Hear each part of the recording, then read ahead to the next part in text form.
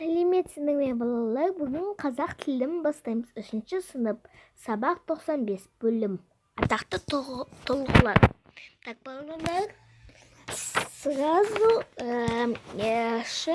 мәтінді 95-ші сабақта мәтінді түсініп оқып, сұрақтарына жауап бересіз.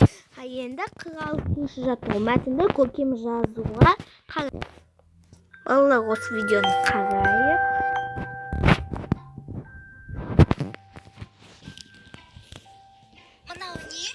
Бұл Томнан келген сыйлы.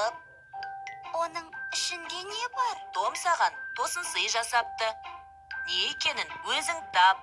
Мен саған көмектесейін. Ол кішкентай. Қандай? Кішкентай мысал көңілі? Қандай ақылды? Бұл күшік пе? Қандай? Бұл енді сенің күшігің. Ол қандай екен? Менің күшігім Міне, кішкентай. балалар тыңдады. Түсі ала, жүні жұмсақ және сондай ақылды. Көрдің бе? Бұл сөздер қандай деген сұраққа жауап береді. Яғни олар сын есімдер.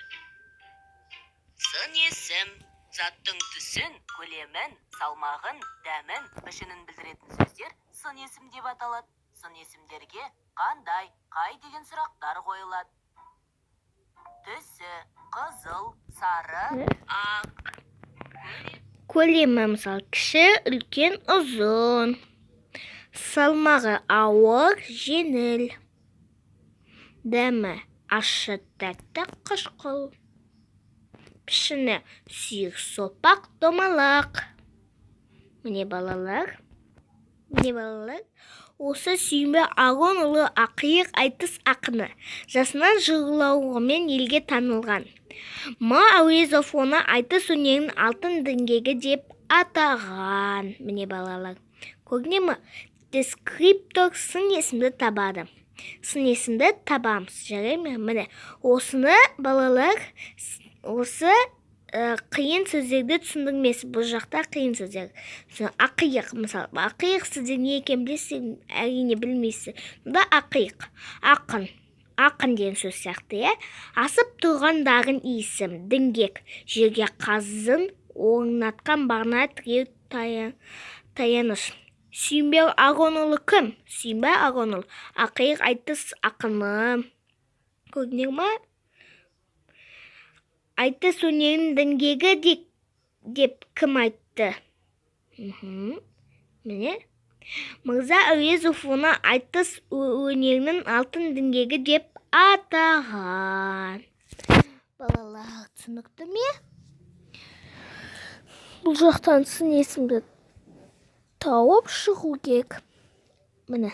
Енді 47-ші жаттығуға қарайық, балалар. Мәтінді оқы. Тыңдаңдар мәтінді. Екі бала тоғайға бардық.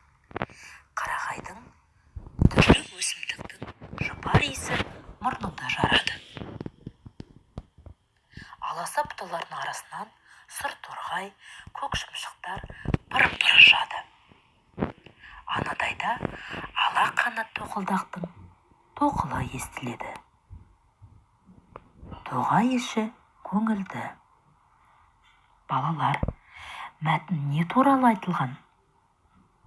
Мәтінге қандай ат қоюға болады? Осы мәтіннің ішінен сын есімдерді табамыз. Кәне балалар, мәтінге қандай ат қоюға болады? Дұрыс айтасыңдар балалар, тоғай деп қоюға болады. Ал енді осы мәтіннен сын есімді табайық. Балалар, бұл жерде бізде сын есім әрине. Мысалы, қандай? Жұпар. Қандай деп тұр бізге? Жұпар. Сонда мына жақта сөздер сан жұмар мұңда жарады. Аласа бұталардың арасынан дегенде қандай сөз бар, балалар? Сұр торғай қандай? Мысалы, қандай деген сұрақтарға сұр торғай. Мысалы, қандай сұр? сосын торғай деп тұр, иә, сұр торғай. Көк мысалы. Енді шымшықтар пыр-пыр ұшады. Андайда деген бізде. Андайда дегеннен бізде балалар ала деген. Қандай ала? Қанат тоқылдақтың тоқылы естіледі. Балалар көрінер ме? Және де аттарын тоғай деп қоюға болады екен.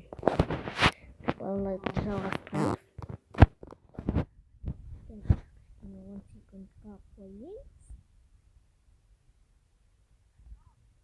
Көрінер ме? Жұпар иісі сұр, көк ала. Мен айтқандай болды.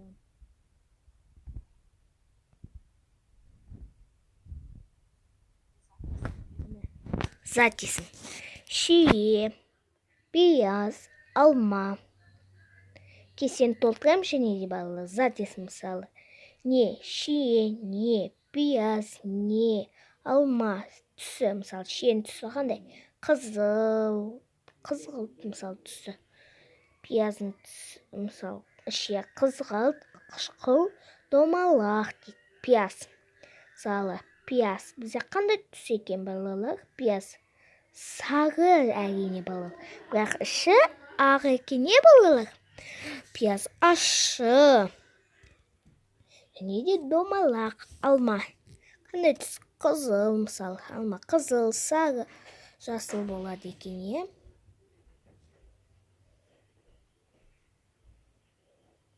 Қызыл, сары, жасыл да болады екен.